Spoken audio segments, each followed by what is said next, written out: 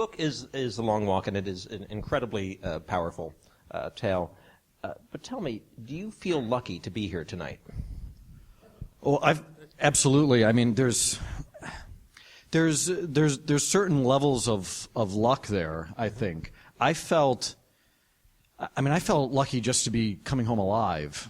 And so I guess to jump right in, I never felt a lot of survivor's guilt.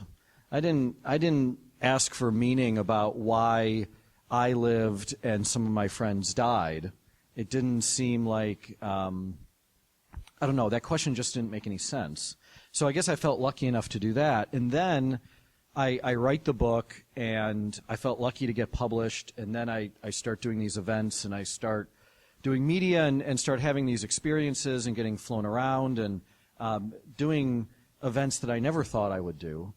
And then I don't know if it's guilt, but something started to creep in. That gulf, it was enough to simply be alive, and to add some of the success on top of that.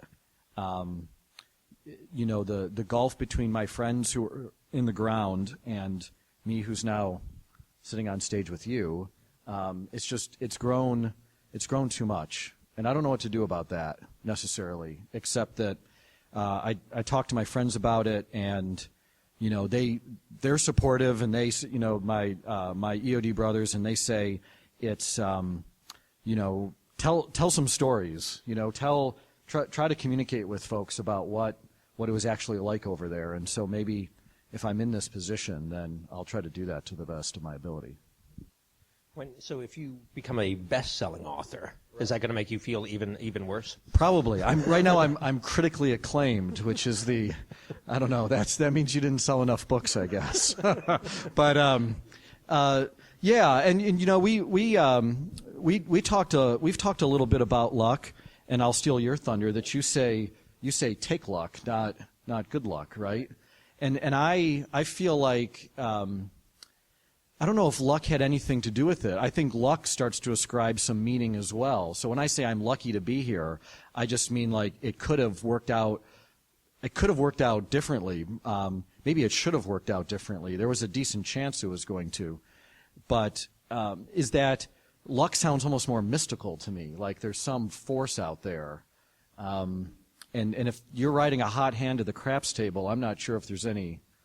I don't know what that force is, I guess. It's not the lucky red boxers? No, I do have, for the benefit of those who haven't read the book, I did wear the same set of red boxer shorts not quite every day, but every test day in EOD school, and I did end up passing. Well, I had to retake 2 tests, but that was it. I like that briefly you also tried to talk your wife into having lucky sex before the exam. Well, wouldn't you if you could get away with it? It was worse for the guys who never would before a test. Right. I think if you have to pick between those, if you have to get into a routine, then I'd rather have sex every night before the test. if that's what gets you through. They should fail on the basis of abstaining. Right. No. You say this thing about lucky to be alive, or lucky to have survived, essentially. When you first deployed, your wife went to see her grandmother to get some advice. Yes. And this is such charming grandmotherly advice. She said that war will kill him one way or the other. That's true. It was a very Depression-era, World War II experience answer, I think. It made perfect sense in her life experience, and was proven true as she meant it, which is that the person that goes to war is not the person that comes home, and whether you die there literally, or whether the old you with an old personality, which is doing the old things that you like to do, that person isn't going to come home, no matter what. So I guess in the end, her grandmother in some ways was right. Maybe not in the worst way, certainly, and I hesitate to draw too much of a parallel there, because I have too many friends that are dead, and their widows, their wives, would much rather have a different alive husband than than the situation. So I don't want to be too cute about that at all.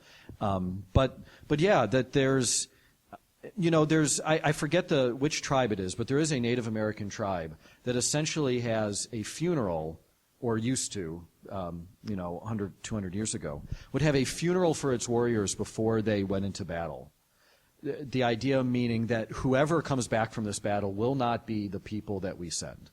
And I think that our country sometimes, not to get on too much of a tangent, but we sometimes expect that when veterans come home that the issue is going to be in employment, or it's going to be education, or it's going to be these other kind of things, but we still expect the same Tommy to walk back in the door. But how could Tommy ever walk back in the door? And so we have our expectations are off, that we should realize that when we send folks to war that they're all coming home differently, or nearly all. I mean, every veteran fights their own war. Every veteran has their own experience. Every veteran did something different and saw something different. So I don't want to speak for too many of them, but I have met very, very few that were not changed somehow. And this book, deals a lot with the Brian that has returned, obviously. Which Brian do you like better? I miss the old one. Mm-hmm. I miss the old one because the old one was a lot more fun, and laughed more, and played guitar, and my wife and kids liked it when I used to play guitar. And I think the biggest thing is the old one was really ignorant, and ignorance really is bliss, it turns out. And so there's this weird conundrum where the unexamined life is certainly worth or not worth living. And I wouldn't trade what I had done, and I don't regret it, and I don't regret my experience, and I learned what I learned in the war, and I guess I wouldn't trade that.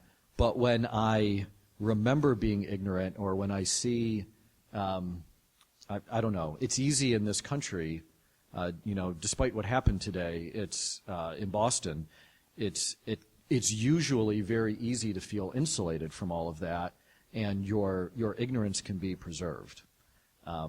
So I miss that sometimes. We'll probably get to Boston a little bit later, but I want to stick on this idea of identity. And it seems like you have a pretty good grasp on who you were, who you are, et cetera. Has it been harder for other people to keep up with the new you? Yeah, I think I'm faking it pretty well then. If you think that I have a pretty good idea. My wife and I have a little joke that she's a human being and I'm a human doing, and that's not. We're not the ones that came up with that. I've heard that before, but I really define myself by my actions, and my actions before were taking apart bombs, and my actions now are trying to write. And I think I really wrap it up. I really wrap myself up in that.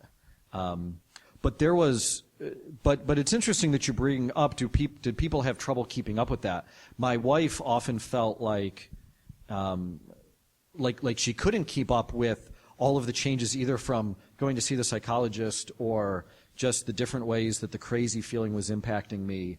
And she basically felt like everything was turbulent in our house because she didn't know who was going to wake up and what insight I was going to have, or how the writing would go that day, and thus how that impacted me, or if I would crash. And she was always waiting for me to end up on the couch and then not get off of it again. And so she was just surprised every day when that's not what was happening. You also have 4 sons, which is impressive enough right there. And they're 15, 10, 7, and 3, is that correct? 15, 10, 7, 4. 7, 4, I was close. Good job there. How do they adapt to the new you? I think they're kids, and they mostly accept kind of what's in front of them. My 15-year-old, as a teenager, had kind of, he's a teenager. He's kind of checked out from the house kind of as much as he can. The 10-year-old and the 7-year-old saw a dad who used to cry too much, but managed to not get too embarrassed when I was doing it in public. And I can't explain why, except that they're, I'm their father, and they just kind of, I don't know, accept what's there. Doesn't every daddy start crying while reading The Little Engine That Could. I can't explain baseball and the concept of the sacrifice fly to my kids without getting choked up. I mean, I have no filter, or my filter is so thin that it's just very, everything is just kind of sitting right there all the time, and that's part of the ignorance is bliss, getting rid of it stuff. But I think they mostly accept it, and we have structured things in our house so that deal with some of my hearing issues or deal with my, I don't know, kind of the person I've become. And sometimes I'm afraid that my house is like one giant elaborate coping mechanism for me, and I hope not. But it was certainly that at first. You think the house is like the Truman Show or something like that? Is that well? That there's like I walk into a room and my wife Jessie says, "Okay, boys, be quiet," because I can't handle the noise, or we're going to leave Daddy alone now, or why is Daddy angry when he came home from one of his consulting jobs? Well, don't you remember we just leave Daddy alone for 2 days once he gets home? There were all of these rituals about. The house would breathe a sigh of relief when I left. When I was in the middle of, I'm not an easy person to live with, I was a lot worse then, and I would go on one of my consulting trips, and my wife would tell me that they would just scream and yell and run around and not worry and let out the sigh of relief. And then I would come home and it'd be all tight again. When you left for those consulting trips, did you breathe a sigh of relief as well? Well, I felt like on the consulting trips as much as I did when I was deployed, which is that I was never in the right place at the right time.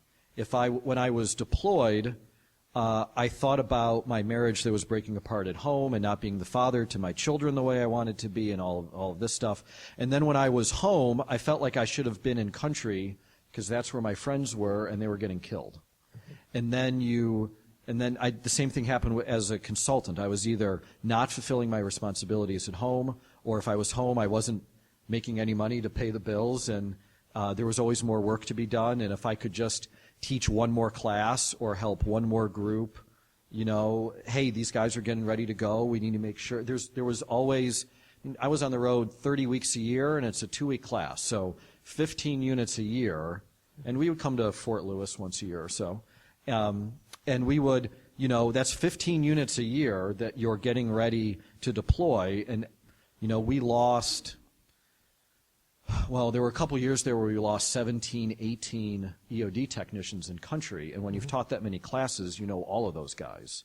So somebody dies, and then you have to go and teach the next class with if I can just teach enough, then this whole unit will come home in one piece. And, of course, you don't have that much effect. You're just part of their training cycle. But so you're there. You feel like you're doing what you should be doing, but then you're not home. And then when you're home, it's the other way around. Those numbers are pretty astonishing because I think at some point towards the end of the book you point out that when you started, 80 EODs had perished, and then it was up to 110 by the time you actually finished the book. Right. So we have a memorial wall in Florida where the EOD school is. And it's everybody that's died in the line of duty since World War II. So the first name on the wall is Ensign, it bothers me that I can't remember his name, but he died in World War II. And then it goes all the way through, we're going to have the ceremony is the first weekend in May every year, so I'm about to go down again. And since we've put as many names on the wall since 9/11 as were on the wall before it, nearly. And when we had in 2012, when we put 18 names on the wall, it was the most names we had put on since 1945. So it has been awful, and it's up to now 120. I'm going to get the number wrong, but we're in the 120s now since 9/11. Is that just a result of numbers essentially going over there and a number of explosive devices, or is it smarter enemy? Both. It's a result of the type of war that we're fighting, and that there were plenty of minefields to clear in Vietnam and plenty of booby traps, but there were still also plenty of company-on-company sized engagement between, North Vietnamese regular army and U.S. Army. So we fight the war in such a different way, and the IED, the improvised explosive device, is the #1 killer and wounder of U.S. forces. And so there never were that many of us there's only a couple thousand EOD techs. There were never more than a couple hundred in theater at any particular time. So if you start to run the numbers on percentage, the casualty rate is really pretty large. And not all 2,000 are like Jeremy Renner in the Hurt Locker. No, and in fact, strangely enough, not a single one of them nearly is like Jeremy Renner in the Hurt Locker, which is 5 minutes of accurate depiction in the beginning and an excellent 5 minutes at the very, very end of the troubles of readjusting, and then a lot of Hollywood in between. Right. And I've seen it from the soldiers at Fort Lewis. That really pisses off a lot of veterans that it's so inaccurate. I don't think inaccurate movies are some great news story. Right. It's that the inaccuracy makes us look like cowboys, like we're reckless. I've never heard anybody say, "I'm going to take off the bomb suit so I can die comfortable," because we lose too many guys as it is. So everything that you're doing is to be as safe as possible, and we still lost 18 in 2012. And it's not because guys were, cowboys out there running around downtown Baghdad in a hoodie with a pistol or something. It's just, it's dangerous enough without that. Why do it? Why drawn to that? I mean, you're an electrical engineer, the most literate and courageous one I know. I was a terrible electrical engineer, as it turns out. Guys are drawn to it for different reasons, and I've since learned that the reason that you stay is so much different than the reason you join. I joined because I wanted to do it because it was really hard. I went to school at the very end of 2002, so 9/11 had happened. I kind of knew what I was getting in for, but the Iraq War had not started, and we had just what that would turn into. We had no idea. So I wanted to do it because it was hard, and more than it was just being hard, I knew that if I graduated, it was something I could always be proud of my whole life. And I've got the tattoo to prove it, I guess. So I was a good student. I got A's. I didn't have to work that hard, but I liked the fact that the washout rate was huge. 30 of us started and 3 of us finished together in my class. And there's something about you have to have the book smarts, but then you also have to physically do something with your hands. And if you know what to do, but you can't physically do it, then you've still failed, I guess. So that was the reason to get into it. EOD actually attracts very few kids who, built their own pipe bombs when they were a kid, or loved fireworks or whatever else. And in fact, fireworks have been ruined for me not because they're small, but because they're dangerous.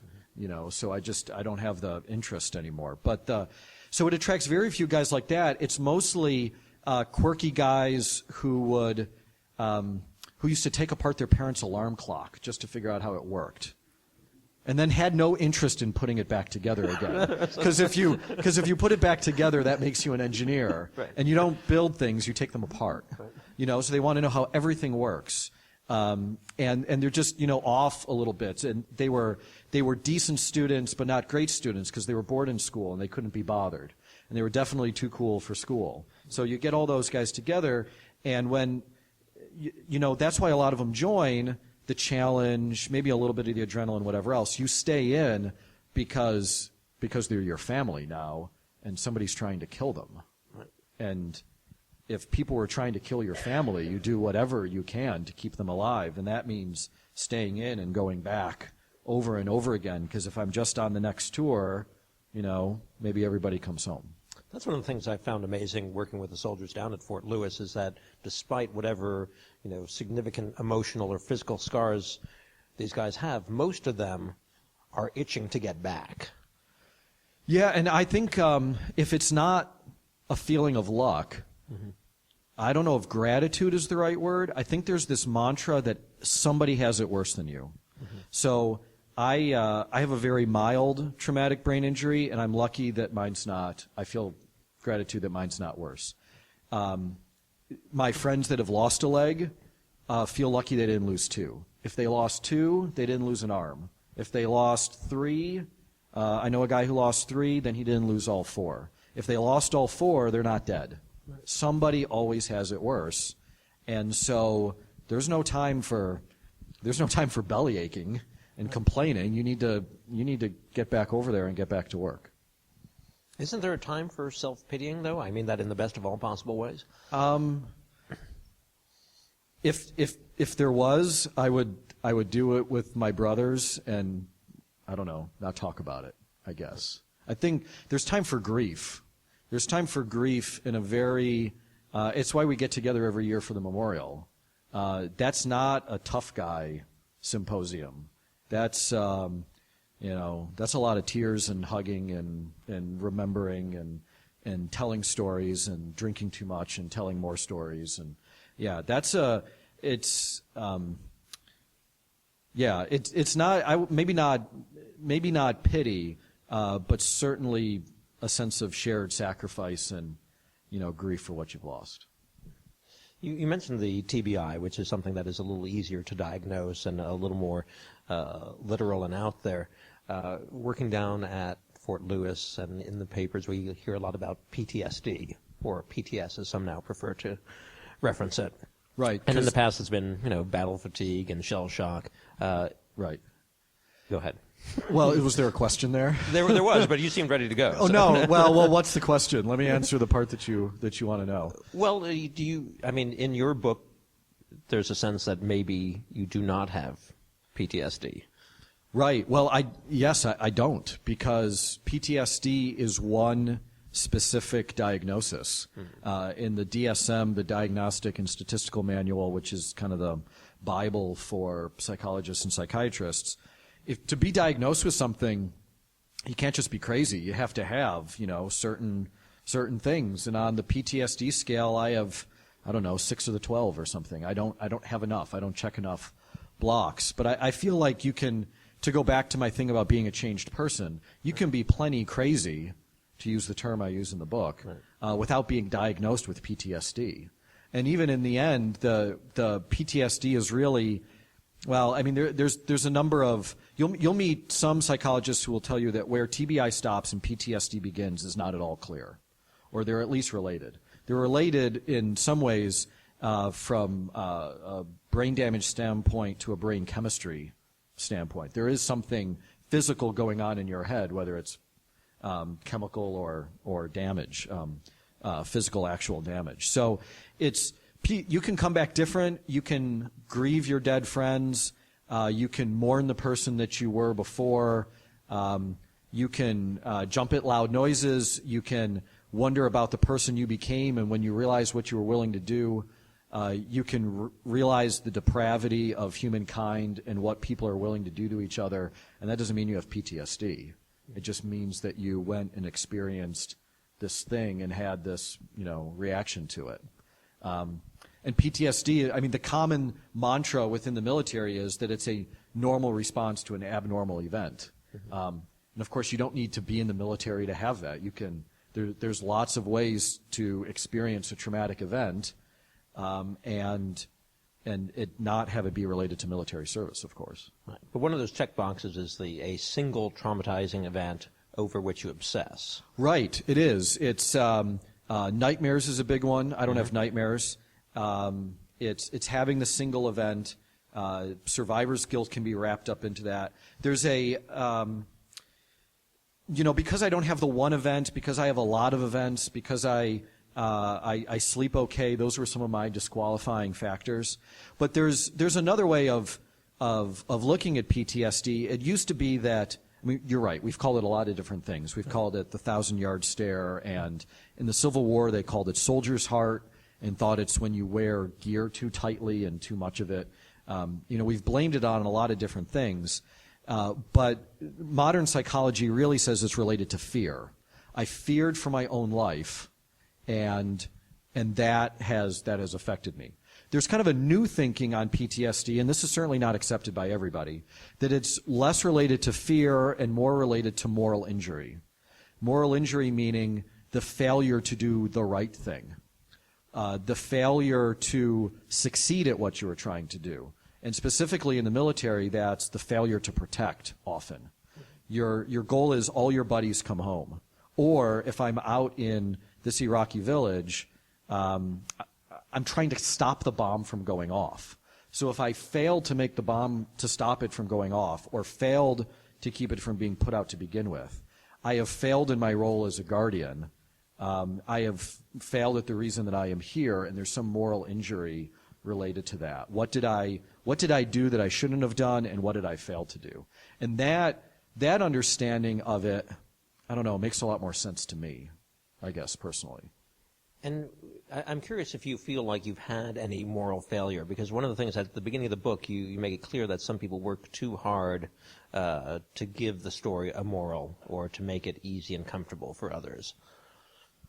Right, yeah, I hesitate to find some grand lesson or to wrap everything up with a bow, and I didn't write a self-help book where everything is suddenly better at the end, and the epilogue is do these 12 things, and I did, and you can too, and all that would kind have of made stuff. it a bestseller. It probably would have.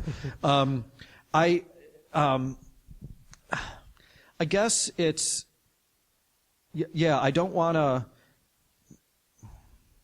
How do I put this? I have some moral issues, not with necessarily what I did, but what I realized I was willing to do. To me, that seemed almost as bad.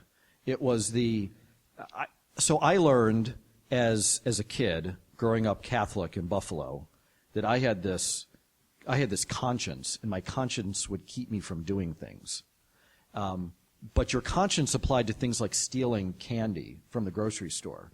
And you would have this bad feeling, and then you wouldn't do it. But when I got into war, I realized that this conscience that I thought would keep me from doing things, if people are trying to kill your friends, you do whatever you need to do to get home. And that bothered me as far as, like, what kind of person am I? This person that I thought I was suddenly exposed to be otherwise. So I don't know if I guess that's kind of maybe the definition of a moral failing. But I didn't actually have to. I have the day of 6 V-beds that I talk about with these women that were screaming, and they wouldn't stop screaming. And I thought about shooting them just because I couldn't deal with the screaming while I was trying to pick up pieces of people and trying to find evidence of what this V-bed was. And didn't they understand that I was just trying to help? And why will nobody, shut these women up? Wait, I can do that. I could shut them up right now. And just having the thought, I mean, I didn't do anything about it. Having the thought and realizing that I was even considering it, I don't know, it bothers me now, I guess. And I know, since you spoke about it earlier today with the soldiers, I can tell that definitely is something that has impacted you greatly. But you didn't do it. You didn't shoot them, and it starts to feel a little bit like Jimmy Carter talking about the extramarital affair in your head is sinning in your heart, right? Right. I don't know. When you start to make that comparison, then I don't. I guess I'm not. I don't want to equate thinking about doing it and doing it necessarily. I don't know. I don't want to be judgy about too much of that. But I guess for me, it was about revealing the kind of person. I don't know, revealing the kind of person that I turned out to be, and I didn't think I was. That you may be. That you could have been. That I could have been. I don't know, that might have been the day where I stopped believing in good and evil, and I realized that people are capable of just about anything, depending on the situation that you're in. How does that jibe with the Catholicism? Not so well. Not so well. I'm a bad engineer, and I'm a bad Catholic. As well. I write a lot about yoga in the book, and just to get on a little bit of a tangent, how does it jive with the Catholicism? I tried reading when I was in the thick of the crazy. I tried reading a lot of books, and one of them was the Bible, and I was looking for looking for something to describe what I was feeling. And in the Gospels, I found a lot about sin, but not necessarily a lot about anxiety or a lot about this crazy feeling that I was trying to describe. And this basic feeling of meaning and whatever else. And the lilies of the field, don't worry about whether they're lilies or not. If they're peaceful, and don't worry, and God will provide, and wherever else. But I wasn't a lily, and that didn't seem to, I don't know, that just didn't work for me. So, so I guess, yoga ended up, not that I've had some full-on conversion or something, but it certainly provides a peace and a well-being, and addressed the anxiety and the crazy feeling, much more specifically, I guess. I found a lot more peace in those poses than I did in the pew. Do you think that's something that works specifically for you, or could have broader impact on other vets? I've talked to enough vets that it does help, and I think I've spent a lot of time trying to figure out what it is about yoga, because why should moving your body in these funny positions make that much of a difference? And at first I decided it was related to the book the other book you brought out here, about the flow, that it was really hard, and I really had to concentrate on it, and I had to spend so much time thinking about the positions, I didn't have space in my head for being crazy. But even now that I kind of slipped from Warrior 1 to Warrior 2 without thinking about it, it still works. And the mind drifts not in crazy places, but in much more serene places, and I don't know, I'm still figuring out why that is, I guess. My friend who's not a combat vet, she is always at that yoga is just for angry people. I've learned recently the yoga was actually designed for young boys to keep them behaved, because they were too rambunctious. So maybe there's something to that. I like that. One of the other, you read the Bible, but there are other books that you turned to, and I know that we're starting to have a discussion about Viktor Frankl. We were. So I had a friend in Connecticut. I tried everything with this crazy feeling to make it go away. I tried drinking, and I would have kept drinking, except it didn't work. Right. I was just drunk and hungover and crazy, but still crazy. And I tried yoga, and I'm a runner now. I wasn't yet writing to understand what was going on. To tell some story to myself to make sense of it. I started with reading. Excuse me. And so I asked my friend who was an English teacher, what should I read? And his first thing was Khalil Gibran, the prophet. Mm-hmm. And I thought, well, I tried to pick up girls in high school by reading that, and it didn't work, and I'm not sure I'd be able to see it without. So what else do you have? And he suggested Siddhartha. Mm-hmm. And actually, I think, don't read Siddhartha in my book like near each other. You'll see maybe, I think I stole a thing or two. But one of the other things that he recommended was Viktor Frankl's Man's Search for Meaning. And I said, okay, well, what's the part of this that I should read? Like, why this? And he says, well, Frankl was in the concentration camps and was separated from his wife and was completely hopeless in life. As well he deserved to be in that position. And as he's splitting big rocks into small rocks, a bird comes and lands on that gravel pile, and he sees beauty in the world, and he starts not looking for big meaning, he starts looking for these little bits of meaning, and that kind of builds. Okay? And my buddy said the bird is the key part of this. So I went and I looked at that. And it started to make sense, but then as I wrote my book and I was finishing it up, and I pulled out my diaries. I did keep a couple diaries in Iraq, and I wasn't very faithful with them. I was really good at first, and then as the tours wore on, I wrote less and less. But as I was flipping through, I found the story of the bird landing on the Humvee in the middle of the dust storm, which I talk about at the very end of the book, where we were driving down this dusty road, and all the dust was kicking up, and it was 4 a.m, and we had been up for 24 hours, and we had just cleared an IED, and we were on the way back to the base, and like in the middle of the night, where you can't see anything, suddenly this pigeon flies and lands on the front grill of the Humvee and just stays there. And we keep driving, and it doesn't do anything. It lands, and it looks at us, and it sat there for an hour as it watched us. And I did go back to my little shack at the fob, and I wrote down about this bird. And as I was done with the book, and I was just seeing if there's anything I needed to include that I had forgotten about. I had completely forgot about the bird in its incident. And I read that, and I said, holy crap, that's Viktor Frankl's bird that landed on my Humvee. And I need to put this, in the book, and I don't know. The book is not completely hopeless, I guess, that I managed to include a little bit of that. And so I'm thankful that in the middle of all of that, I was still in the middle of the war and in the middle of everything that was happening, I was still able to notice that little bit and remember to write it down.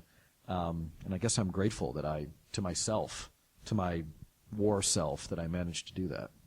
Well, you had the pigeon and you had watermelon, which I did have watermelon. And some people tell me that the watermelon scene is their favorite in the book because it's up. Yep. Yeah. The watermelon bit, they grow the best watermelons in Iraq, and it's the perfect weather, and it's hot, and they run the irrigation, and it was June, and it was watermelon season, and of course it's 120 degrees, and it's dry, and the food in the chow hall is terrible, and we've been driving past these watermelon stands every day. And I can't take it. And so finally, we were in a decent neighborhood, northern Kirkuk, Kurdish neighborhood. I felt somewhat safe. I called the security on the radio. We are stopping. Set up a cordon. I am buying a watermelon. And they did. They blocked either side of the road. And I ran out there, and this watermelon seller has these big eyes. Like, why is this guy running towards him suddenly? And I walk up, and it's amazing how much you can communicate in broken English, pidgin English, and pointing. And I said, 2 watermelons, one for us and one for our security. 2 watermelons, and I pointed to point how much. And he had this massive grin, and he starts haggling with me about how much for these watermelons. I ended up paying him like $5 American dollars for 2 of them. Started at 10. I got him down. Well, it would have been an insult to just pay him the 10. And anyway, I had a 20, and I didn't think he was going to be able to break it. So I bought 2 watermelons, and I gave one to security, and we took one back, and we cut it up. And I'm telling you, it literally was the greatest watermelon I have ever had in my life. And I'm sure the circumstances had something to do with it. But perhaps. But I mean, you're a film guy. You know the scene in Forrest Gump where Gump is looking at the stars in Vietnam and thinking about Jenny. I swear to you, that actually happens. You're in the middle of a war and you see some tiny little thing, a bird or a watermelon, and you think about your wife and you think about, I don't know, some tiny little bit of normalcy or, little beauty that you can relate to. See, that is hopeful. That's very sweet. I want to go back to Frankel for a second, then open it up to questions from the audience. In Frankel's book, we spoke about this briefly. He has this wonderful idea, and it's sort of sad-making, but that suffering is like gas. Gas will fill a chamber no matter how big the chamber, no matter how much gas there is. It fills it completely. And that suffering is the same thing in the human heart. You clearly have suffered and experienced things. Do you ever look at other people and think, oh, what the heck are you complaining about? What are you whining about? In my less proud moments, certainly. I think I've avoided some of that, and I don't know why. I don't think it's some wonderful character trait of mine. I have a lot of friends that get angry, that look around at the excess of America, or what we worry about, or what we complain about, or what we choose to focus on, or what we call suffering generally, and it just makes them angry. And I don't know why I don't get angry. I get jealous, to go back to that ignorance is bliss thing again. So I can't explain that, except that I don't know. I think our priorities, without getting too much on a soapbox, I think our priorities are often mistaken, and we. I've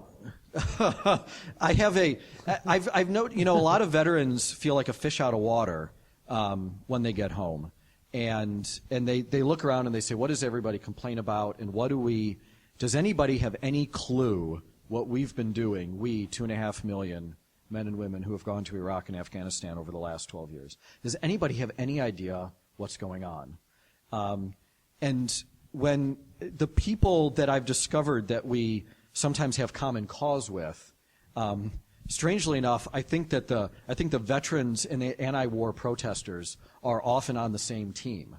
We're on the same team of like knowledge and understanding of what's happening in the world and what it's possible for human beings to do with each other. And what we're actually battling is ignorance and insulation and the ability to, if I don't feel like paying attention to Boston, I can just turn it off.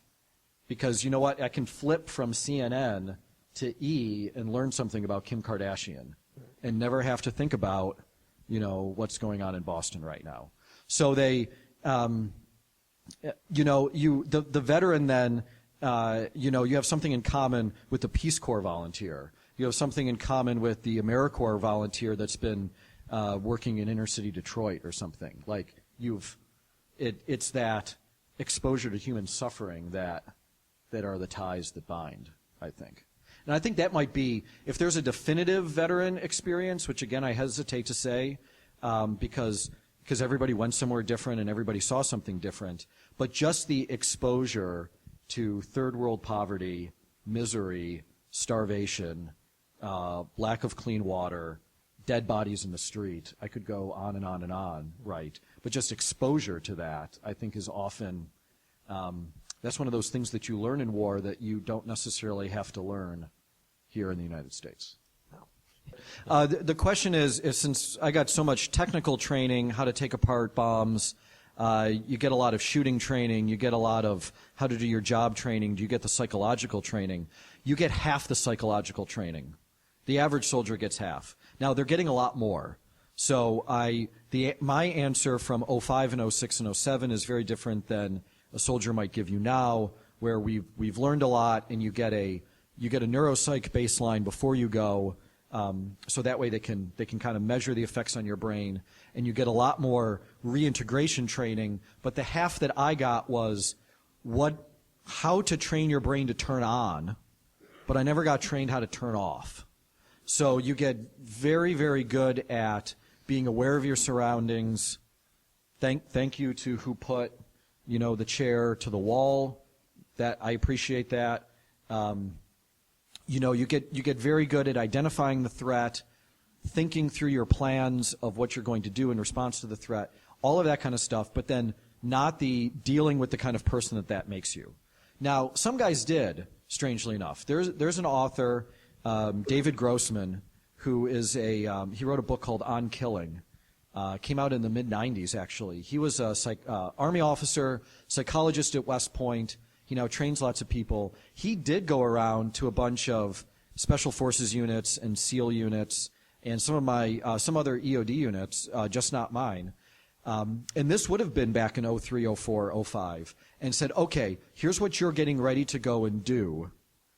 And you got trained to do it, and that's good. And then when you come home, here's the steps you need to do to turn yourself off.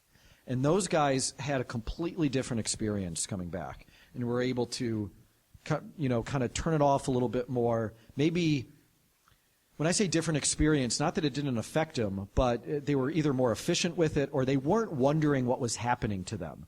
When they walked down the street and was still identifying the threat in downtown Seattle, they didn't wonder what kind of person this made me. They said, oh, I've had that training, and now I know what to do with that. And they could compartmentalize it a little bit more.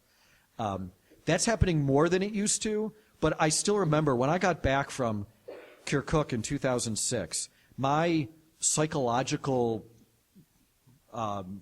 reintegration briefing from the mental health people, and in the Air Force we don't call it mental health, we call it life skills, because there's a stigma on mental health. The life skills folks said, well, it could be tough coming back. Your wife has been doing the checkbook while you've been gone, and, you don't want to start taking over some of those duties too quickly.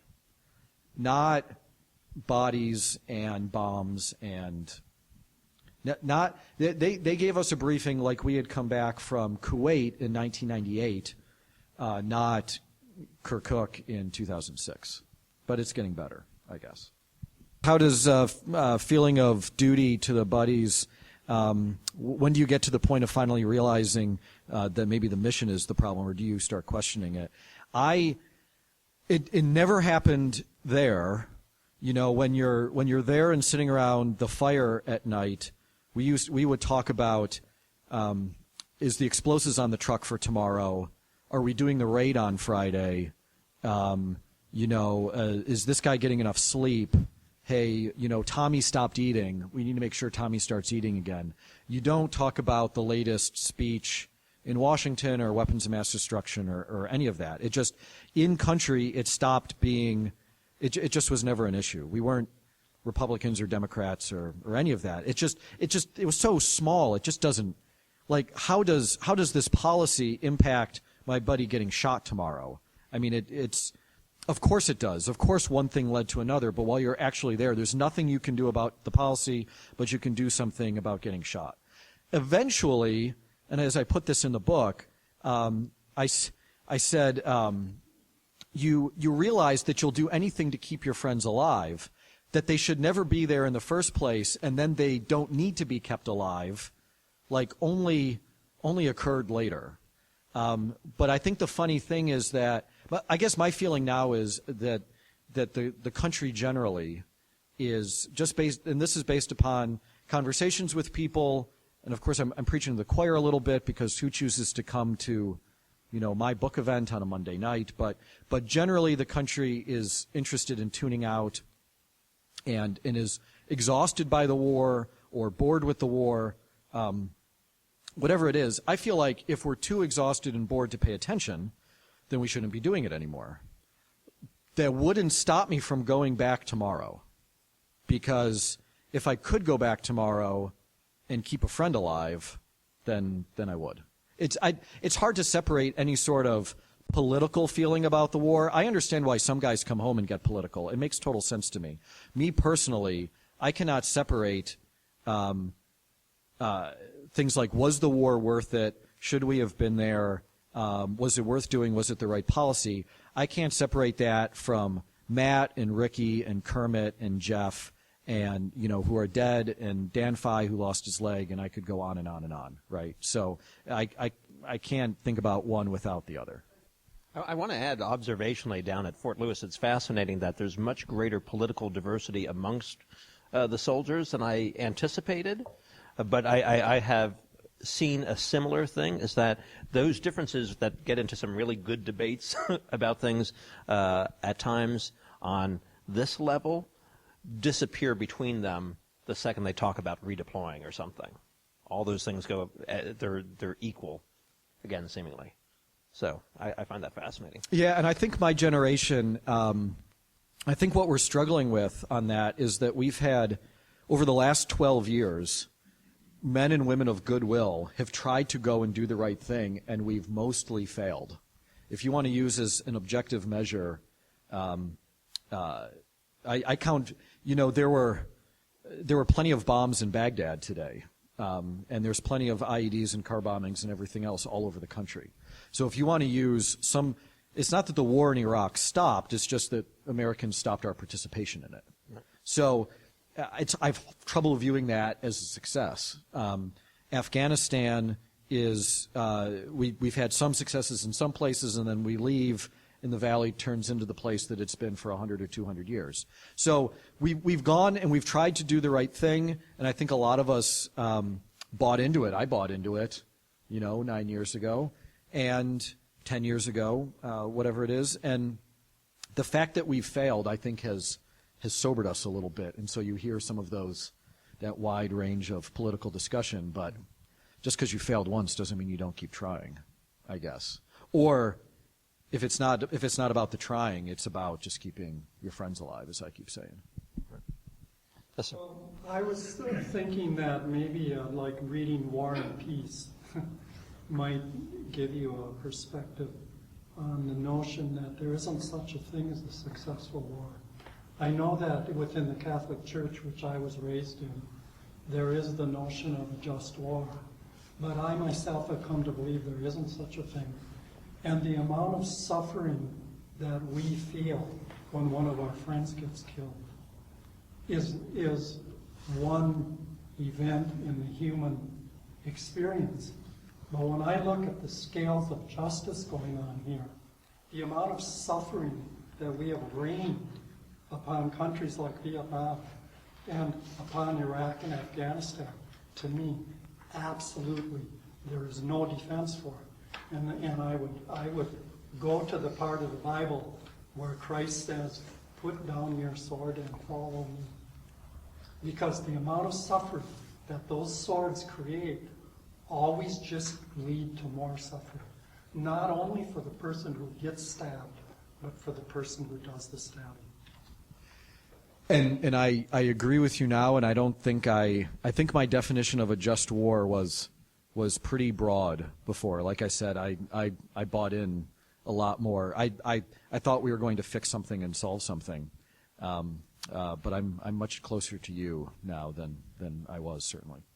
And so how do we get more people to that level? Is kind of like, would you think that a reading of your book brings people closer to that level? That wasn't my ambition when I wrote it. My ambition when I wrote it was to explain what was happening to me, and I had no idea that I would find a publisher or it would kind of turn into what it did. I am very cynical about human beings ever learning that lesson, because 4,000 years of literature has been saying the same thing, which is this war thing is pretty awful and maybe we should stop doing it. Nearly all of it in some way says that, and we haven't listened yet. And I look back on some books now that I didn't realize were war books, and I realize that they are. And I look back on the Odyssey, and I see that that Ulysses is a different person than when he comes home 20 years later. And sure, it was a 20-year war and boat ride, but there's also something there about being a different person from the experience of war. And we didn't listen before, so I'm not. I don't have a lot of hope about that. I guess see, we're back to the hopeless. Forget the watermelons and the pigeons, Yes. and we're into the depth of the cynicism. But again. subtly, you've equated your book with the Odyssey, which I thought was quite a nice did you sales see- pitch. yeah, That's very nice. You see what I did? right there. It will stand the feel test foolish. of time, right there. I feel foolish too. Something here, because I as a young Catholic boy being raised in that militaristic Catholic school system, used to take a .22 rifle and go out and shoot birds because it was such a technological wonder that I could sit way on this end of the field and knock something off a telephone wire that far away. Okay, but it's at that individual level where when you pull that trigger and see that bird fall, it's at that level that you start realizing I am destroying natural beauty. I am not enhancing it. Can't top that one. Question is, if because everybody comes home so different, have I been shocked or startled? I don't. By how much they've changed. I'm not sure that I've. I don't know. I've learned not to be surprised a little bit. I feel badly when. There have been some big changes. I think that one of the challenges when you come home is finding a healthy outlet for some of the things that you've learned to put you, I don't know, back into a more peaceful mind, or find some of the meaning that you had, or find some of the camaraderie that you had. And so I jump out of airplanes, and I'm a whitewater rafting guide, and in the raft. I find a lot of the meaning, and I'm teaching people things, and I'm saving them if they fall out, but I'm not killing anybody to do it or anything. Some guys, though, find that by joining motorcycle gangs and getting in fistfights, and they do find the same camaraderie, and they find the same peace of mind, because combat can be an extremely peaceful experience in your head, meaning there's no to-do list. There's no getting the kids to soccer practice. There's no bills. If your wife left you, you're not thinking about it anymore. EOD stands for Explosive Ordnance Disposal, but it also stands for everyone's divorced. So the divorce rate is extremely high, 70 or 80%, depending on how you're counting.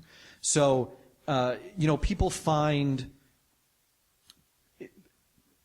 people want that feeling of combat. It's not necessarily getting shot at. It's all of the peace that comes with it.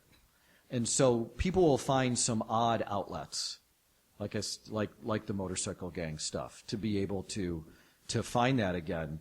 I don't get shocked. I get sad, and I don't know. I try to do what I can. For them. I think that I'm just going to do one quick tangent here. Depending on what statistics you read, the RAND Corporation in 2008 said that 20% of returning veterans had some sort of traumatic brain injury or post-traumatic stress disorder.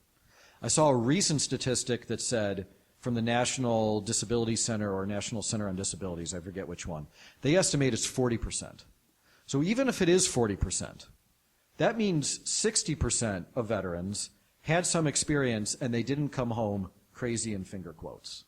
But they're still, so even if they're not diagnosed with something and they don't need medication. I don't know if anybody saw the story in the New York Times about how antipsychotic medication in the active duty military has grown 1,000% in the last couple years. So they're using antipsychotics on depression and some other things that aren't necessarily the best use. But they're, that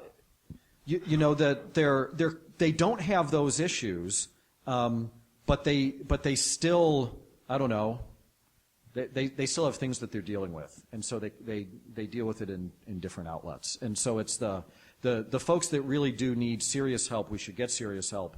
But there's all of these other guys who just need understanding and being listened to, and need to figure out that healthy outlet more than a program and are completely off the deep end. I know that's not exactly what you asked, but I guess I kind of ended up there. Yeah, that's right. I mean, it goes back to that thing that everybody is changed by the experience, and how greatly they're impacted may vary, but everyone. Right. Is Yeah, I just haven't. If you were on the ship in the Persian Gulf, or you were at a radar station in the middle of nowhere, or you went on patrol every day in Mahmudiya in 2006 when it was an awful, awful place, everybody comes back a little different.